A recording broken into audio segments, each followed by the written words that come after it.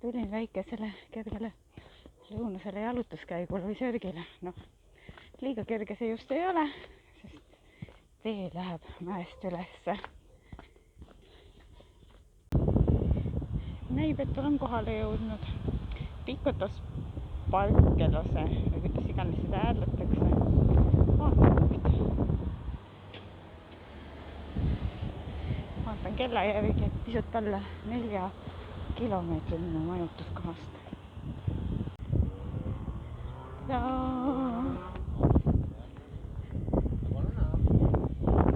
vaatame siis, millised vaated siit avanevad.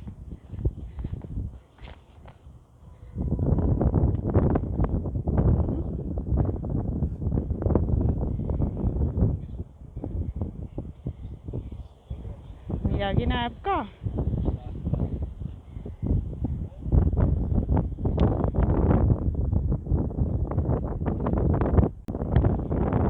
Vallomiski söögipunkt ja lastmängu väljak. Ei, siis aeg tagasi pöörata. Jälle töö. Miski huvitav taim siin. Pärast tööpäeva välja tulnud naasesin sadamasse ja siin on näha, et nüüd on siin isegi 3 suuremat laeva.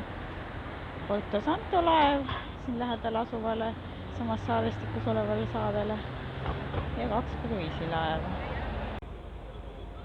No näe, tuled vaid pisut teise nurga alt ja kohe üks vahva kala siin. Vot milline kaunis päikeseloojang.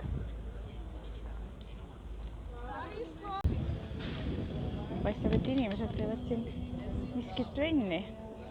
Ja sealt tagapool. See on siis see telefeerikute või kaabliautode jaam, mis peaks viima ülesse Montesse inimesed. Näe, üks kaabliauto sealt tulebki. Ma siis nüüd korra jalutan läbi siit turult ka. Ma juba 3. korda mööda tulen. Jõuluajal on siin jõuluturg. Praegust on rohkem nagu tavaline turg.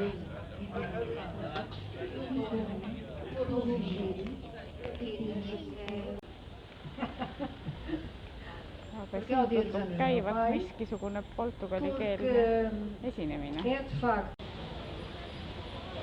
Ja inimesed ootavad nuubides välirestoranides oma õhtusööki juba.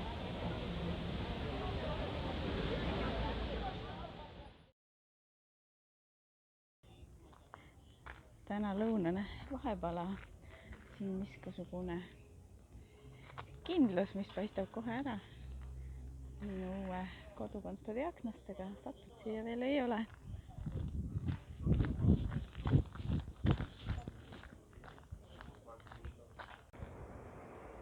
Väikesed vaated alla Funchali linnale.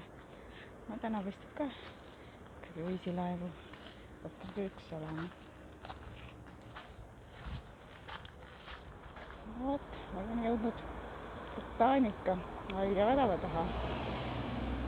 Siin on piletikassa ja sissepääs. Aga see oligi mu tänane sihtmärk. Vaatame sisse, plaanis ei ole minna. Ja tulek oli nagu näha päris kõrgelaat üles. Nüüd lihtsalt mõnusalt tagasi. Kiirutasin ja ekslesin pisut, nii et sain kokku oma 5,5 kilomeetrit, kuigi see on tegelikult mu hotellist ainult 3,3 kilomeetri kaugusel. Aga väike piilumine värama tagant, et mis siin Botanica ees siis näha saab. On näha, et hiiglaslikke kaktuseid.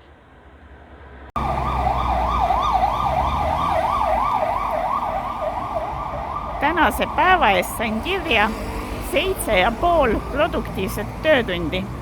Nüüd jalutan juhe koos supermerkadosse, et väike toidukraami varuda. Ega täna õhtul miskit muud suurt olegi plaanis. Et esiteks läks juba see päevane väikene kerge sörgi ja jalutusring, mis oli kavandatud tunniseks, tubli 1,5-tunniseks ja rohkemgi. Pea 10 kilomeetrit istus täis. Nii et trenn tehtud. Ja nüüd lihtsalt aeg nautida. Siuke väike jõeorg. Tea, kas see on miski hotelli aiaks tehtud või suur hotell on kohe kõrval siin vasakul. Paremal on ka hotellid. Covid testimise telk. Madeira Safe. See Madeira Safe'i äpp küsib mult iga päev update'i, et kas oled ikka terve, kõik korras, temperatuur 37 kraadi, köhi ei nohise. Teil on siin mingisugune kontrollisüsteem. Õhtused valgused ja valgustused muudavad siin hooned peaaegu et müstilisteks. Aga jah, pimedus saabub siin ruttu. Mis ma olin siin silla peal? Miski pool tundi tagasi äkki. Seesama, kus ma ütlesin, et jõeorg, et ei tea, kas mingi hotellide aed või nii. Aga nüüd on juba täiesti pime. Vikerkaare värvilised pulskaevud Savoy palassi ees.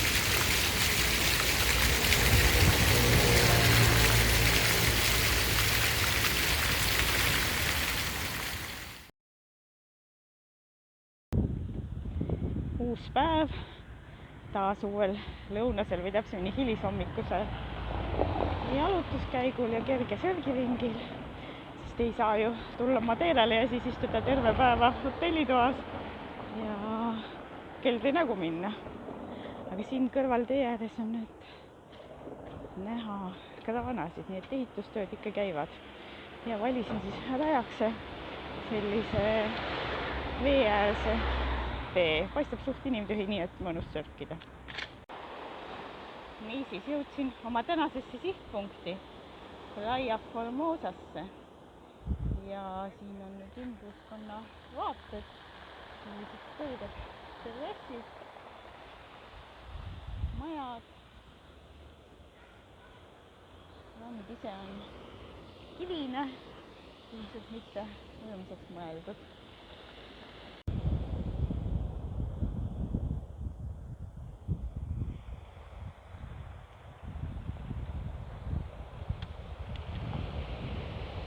Ja, 4,5 kilomeetrit minu hotellist, et mul on aeg tagasi pöörata. Eemal mäe kohal on üsna ähvardavad pilved, et mägedesse minemise aeg täna pole ja loodetavasti ma jõuan enne hotelli, kui suuresti sadama hakkab. Jõudsin oma ringilt tagasi kuiva nahaga. Võib juhtuda, et mäed jäävad ka vihma kinni üldse, nii et sadu ei tulegi.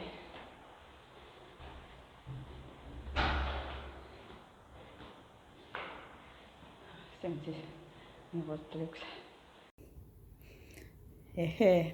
Kui tööst rääkida, siis olen siia omale üles seadnud suht ägeda office'i.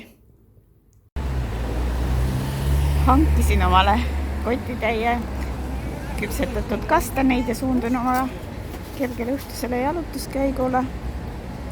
Kusagile eriti minna plaanis pole, lihtsalt natuke hulkuda. Vihma sadama ei hakanud. Endiselt on mägede kohal sünged pilved, aga ju need siis peavad saju kinni. Aga need üsna huvitava maitsega kastanid näevad siis sellised välja. Haruldaselt kenasti vette langev vikerkaar. Ikka kuigi palju tibab ja kell andis mulle käe peal tegelikult tolmi alarmi, aga valgused on sellised kummalised ja ilusad.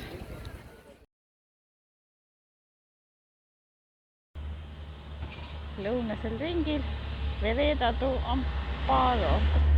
Ja see peaks mind kusagile Levada juurde viima. Läks kähku. Annades tänavad. Need on kitsad. aga noh, tööst ja spordist ja tasakaalust rääkides, enne vahetult, kui ma just välja tulin, täna siis rahvusvahelise meestepäeva puhul käis meil töö juures virtuaalses kontoris rääkimas jõumeesott Kiivikas ja seletas seal, kui tähtis on elustiil ja kui tähtis on tasakaalustatud elustiil ja et optimaalseks treeninguks ei pea üldse palju tegema, et piisab täiesti sellisest tempokast jalutuskäigust või kergest söögist ka tunniajasest päeva. Niisiis, see koht on Google Maps'is märgitud kui Levada dos Piolnais. No kui see vasakut kätt, see väike kraavimoodi koht peab olema Levada, siis praegusel hetkel on see küll veest tühi. Idees need Levadat peaksid siis mäest ülevalt vett siia alla tooma. Aga taga paistab ilus sinine ookean ja jalutuskäik on selline omapärane. Tänav ääristatud banaanitaimedega. No siin on juba ikka miskit rohkem Levada moodi, et vett ka näha.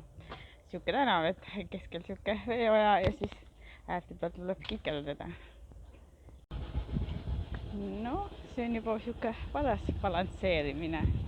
Ma arvan, et see servake võib siin olla äkki mingi 30 sentimeetrit, kohati on kitsam, kohati nõksa laiem.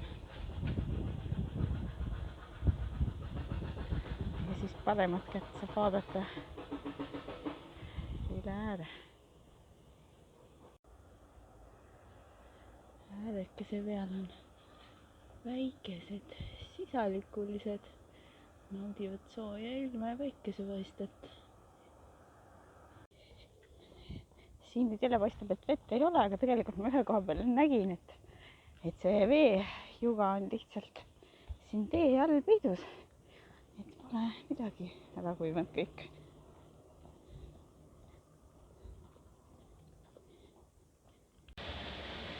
Siit on nüüd näha, kuidas Levada vee alt välja tuleb. Lähen siit edasi.